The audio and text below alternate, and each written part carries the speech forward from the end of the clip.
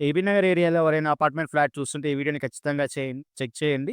ఇది ఎందుకంటే ఏబీ నగర్‌లో కామన్ హాస్పిటల్‌కి ఫ్లైఓవర్ దగ్గర కేవలం 100 మీటర్స్ దూరంలో ఉంటుంది.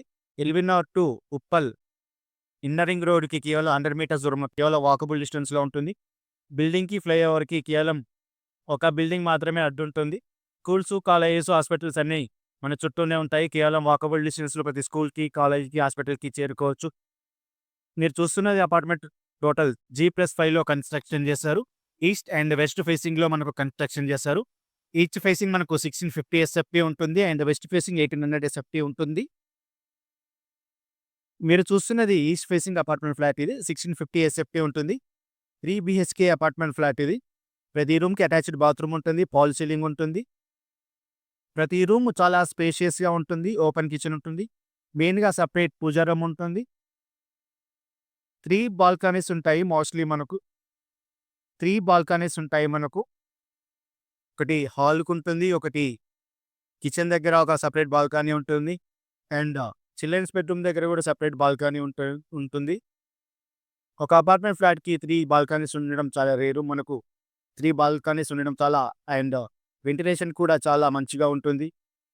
ప్రతి చుట్టుపక్కల బిల్డింగ్స్‌కి చాలా డిస్టెన్స్ వదిలి మనకు కన్‌స్ట్రక్షన్ చేశారు.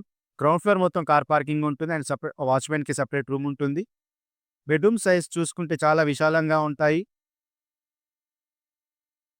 మాస్టర్ బెడ్‌రూమ్ మనకు 12/15 డైమెన్షన్‌లో ఉంటుంది. అండ్ గెస్ట్ రూమ్ మనకు